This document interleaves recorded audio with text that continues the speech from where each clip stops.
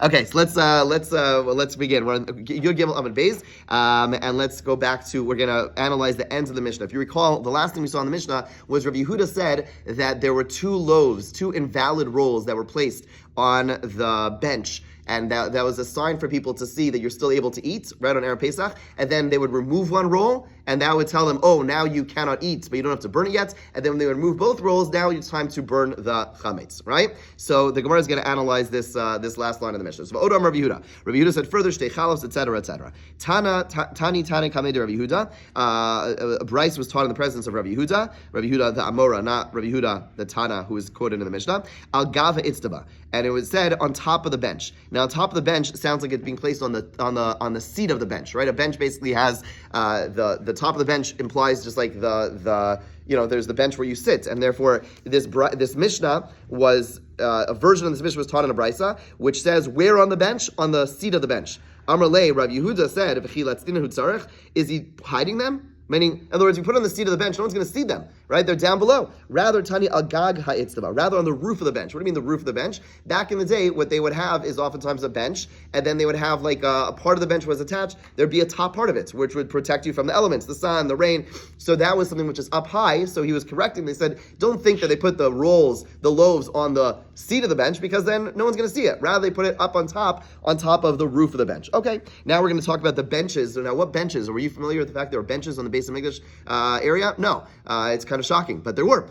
So Amar, I don't know, shocking, but it's surprising. Amar Rachva Amar Yehuda Harabayis Stav Kaful Haya. The Temple Mount was built as a double row of benches. In other words, there were two rows of benches all around the Temple Mount. Cool, right? In other words, they had seating area. Okay, not in the center, but around the perimeter, there was seating area all the way around and two rows of seats. For those who need to sit, there were two rows of seats all around the Temple Mount. Tani Nami Hachi, we have a brayso that supports this. Harabai Stav Kafal Haya. The Temple Mount is built as a double row. Rabbi Yehuda Omer Istevanis Haisanikres. They called it Istevanis. Istevanis is another term they used for a storefront bench. Back in the day, they would do a lot of business outside. We saw this a little bit in Masechah Shabbos, but they didn't.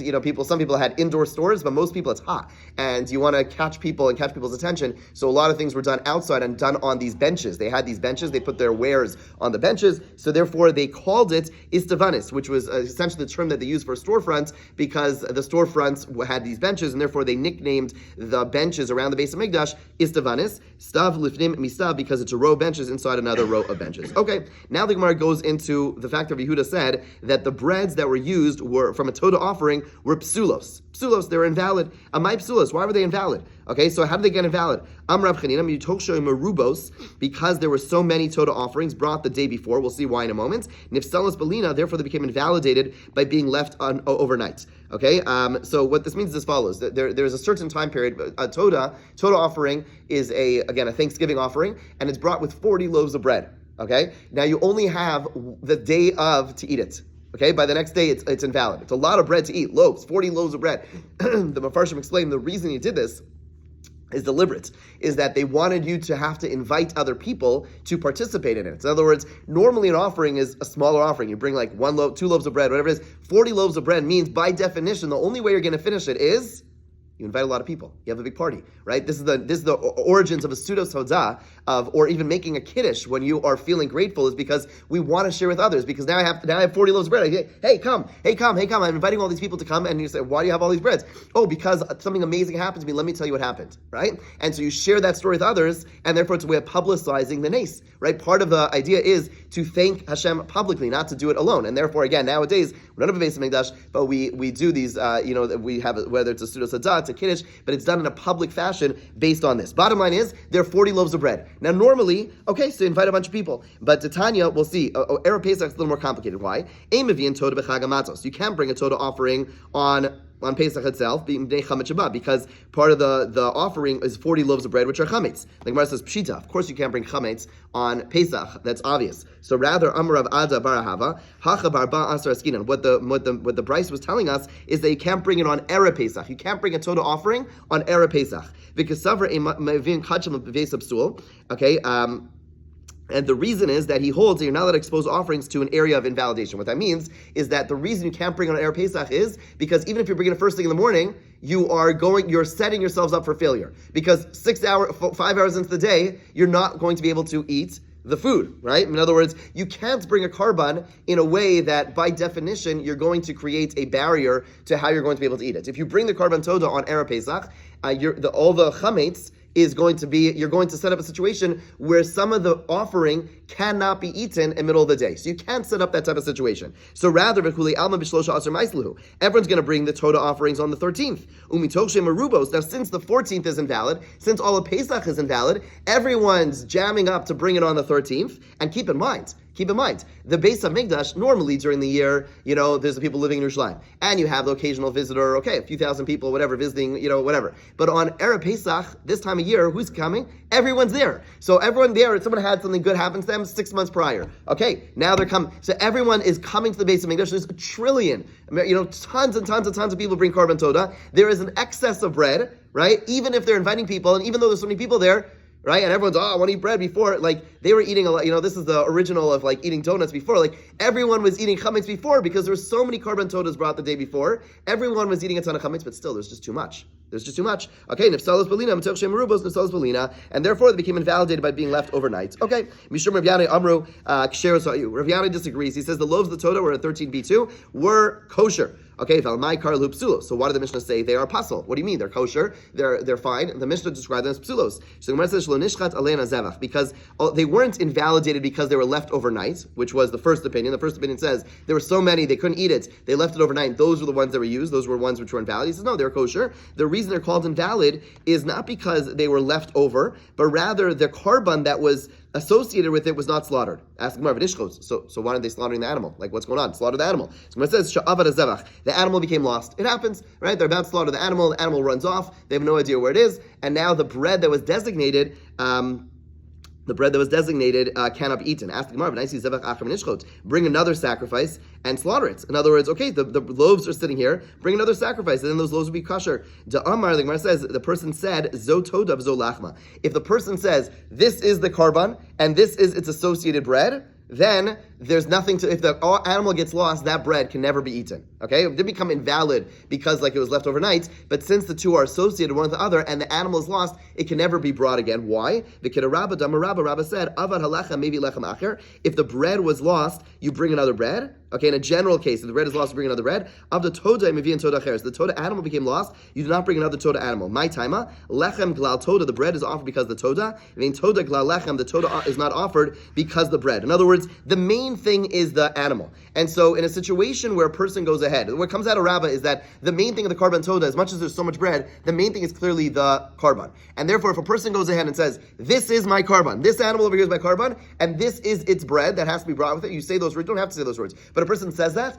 then if the korban gets lost, since the korban is the primary thing, the animal, it gets lost, then the bread can never be eaten. And therefore, on the one, it's not really invalid, it's kosher. It's just that it's stuck. It has no function. Okay, so that's how Rav Yana understands it. Ask the Gemara, okay, but at the end of the day, granted the bread can't be eaten, but that's only if you don't deconsecrate it. But what you're allowed to do with things which are consecrated is you're always allowed to go ahead and give a substitute of money. In other words, let's say you have the bread over here that is supposed to be used for korban toda. The animal gets lost. Okay, so you say, how much does bread cost? $45. Okay, great. You give $45 to the mizbeah, to whatever, to the gizbar, to the whatever, to what's it called? You sanctify. No, you don't do that. Sorry, you sanctify it, and now this money is consecrated. It should be used to buy a korban or bread for another korban toda, and then the bread becomes fully valid, right? In other words, you're allowed to make a transfer of sanctity. The bread is holy, great. Assess how much the money, how much it's worth. Go take $45 that it's worth, and now the $45 is sanctified, and the sanctification is gone from the bread. The Gemara says you're right. You're right. Really, what happened is they slaughtered the animal, but then the blood that is supposed to be sprinkled on the mizbeach gets spilled. And therefore, what happens is the service is complete. You did a full-fledged korban toda, but the bread is eternally invalid. The bread can never be eaten. In other words, when are you allowed to deconsecrate the bread? When it was set aside, you never went ahead and brought the animal. But in a situation where you slaughter the animal, and then you didn't get around to sprinkling the blood because the blood got lost, then what happens? The bread simply cannot be eaten. Okay? Ukaman hu does go like Rebbe Damar Rebbe Shnei Dvarim HaMatirim Malin Zeh V'lo Zeh. Two things that are permitters can elevate a sacrifice one without the other. What in the world does that mean? Let's see. The Tanya. Kivsei Atzeres. Let's say you have the lambs that are brought on Shavuos. So on Shavuos, 2 lambs are brought as the korban.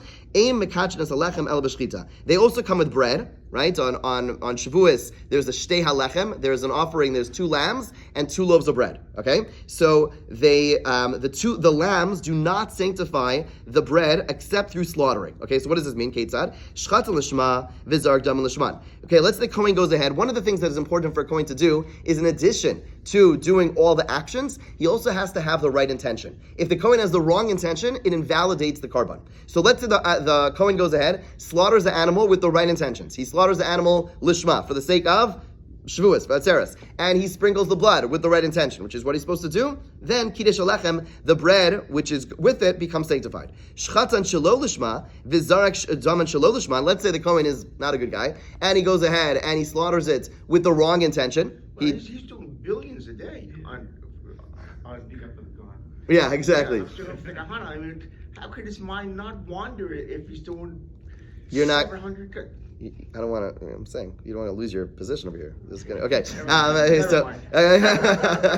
Shelo lishman does not mean that you are doing it a little absent-minded. Okay. Shelo lishman means I'm doing it for the intention for something else. Okay. So now again, it could be a mistake. Person's like, it's Shavuot. I mean, again, this is a big mistake. It's Shavuos. This is like the prime offering. Everyone's all eyes on you, and you're thinking that it's a korban chatas. That's, not acceptable. It's not just the type of the korban. It could be if like you have 48 hours to eat it, or if you only have 24 hours and you think you have 48 hours. Correct. You also mix up the halachos. Correct. Correct.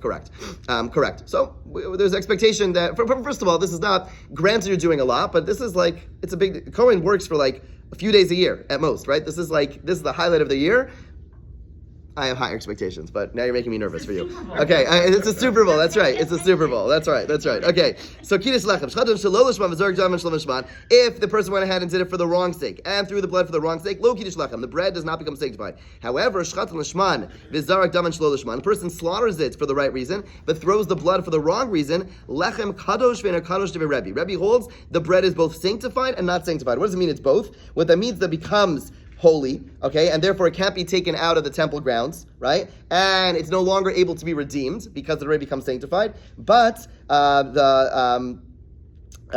it called? The bread cannot be eaten. The bread cannot be eaten in such a case. So Rebbe says, if you slaughtered it lishma, but you didn't sprinkle the blood for the right reason, then it's in this like kind of limbo state. And that's what we're talking about, okay? And however, Rabbi Eliezer, Rabbi Shimon Omer, at the end of the Brisa says, Rabbi Shimon disagrees, says, L'olam ein kodesh halachem, ad sheyishchod lishman v'yozrek damen lishman. Rabbi Eliezer, the son of Rabbi Shimon, says that the bread only becomes consecrated if both things are done lishman, right? He's disagreeing with Rebbe. He says that both things have to be done lishman, has to be slaughtered lishma, and has to be sprinkled for the right reason. Only then does it become holy. The bottom line is that what the Gemara is trying to say is that the opinion of our Mishnah, the Rav Yanai, who said that the bread is kosher, is going like Rebbe, who says the blood has been spilt. Okay, the Gemara says, Afilu Tim Rabbi Elazar Reb Shimon. The truth is, our Mishnah could even be, Rav Yanai's interpretation could even fit like Rabbi Elazar Reb Shimon, the one who argued the Rebbe right above,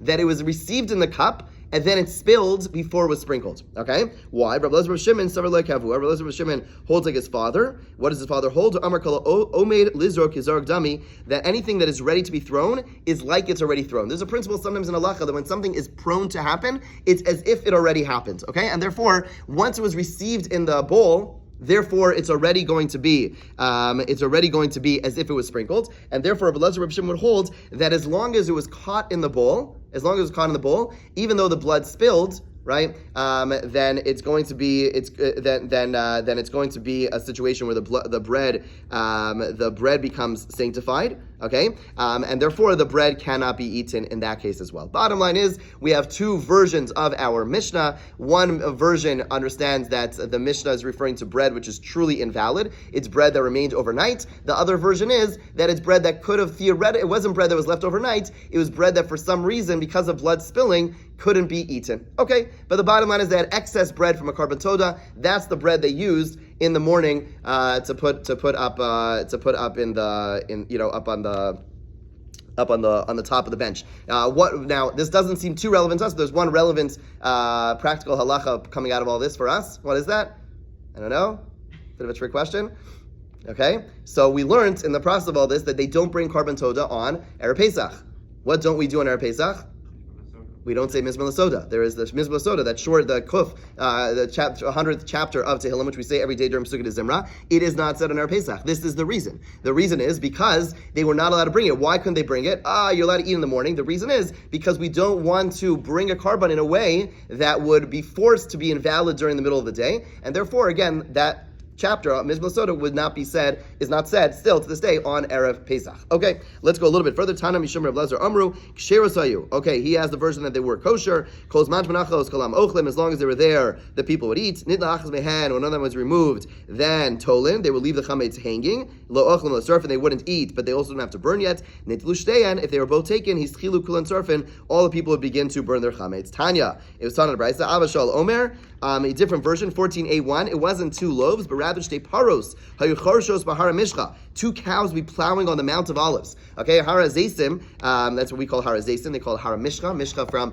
mashach means to anoint, but it's another word for hara zesim. Now, this version to me always is a little bit easier to understand. Hara zesim's higher than hara bayis, right? So hara bayis, 2 loaves, is not so easy to see. But rather what they would do is they would take 2 cows and put them at the top of hara zesim, which would be a lot easier for most people in Yerushalayim to see, presumably. Also, if you keep in mind, they didn't have as many buildings, so maybe my conception is wrong. They have probably little, 1-story places, maybe 2 stories, so it's probably easier to see Har HaBayis, but Har HaZeisim is higher. They would put 2 animals at the top, okay? Now, the commentators point out they weren't actually plowing because as we'll see later, there is discussion about whether or not you could do work all day on Erev Pesach, okay, which we'll talk about later. But the bottom line is there were 2 animals, 2 cows on the top of Har Zeisim. Kol Zman Sh'Hem Chorshos, as long as both of them were plowing or there as if they're plowing. Kolam Ochlin, the people would eat their chametz. Nitla Achaz Behen, one of the cows then removed. Tolin, they would leave their chametz hanging. Lo Ochlin or Sorfin. And Nitlu Shteyem, both of them were removed. Hischilu Kolam Sorfin. The people begin burning their chametz. Right. So one version has the 2 loaves.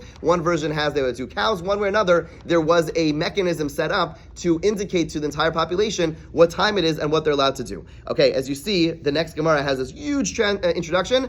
That's because it's a hard Gemara. Okay, so the next, really, I just want to give you a little heads up. It's going to be fine. The next, 2 weeks. Should we read the introduction? Yeah, that's a great idea. Thank you. Take time to read the introduction. The next 2 weeks are going to be a lot of Tum and Tara. The reason the Gemara goes in so much detail over here is because Tum and Tara is something which scares people, because it's a lot of principles which are a little hard to wrap our head around. The reason the Gemara goes into all this detail about Tum and Tara over here is because there's no tractates that really have place to get into all this detail, and therefore they kind of take advantage and kind of have these conversations in places where we wouldn't otherwise. So it's going to be we're going to go on a little bit of a tangent. We're going to learn a lot of Tum and Tara. We're going to become very knowledgeable in Tum and Tara, but it is a little hard, so brace yourselves, but we'll get through it. It's just a week plus of doing so, and then we'll take it from there. Have a great day.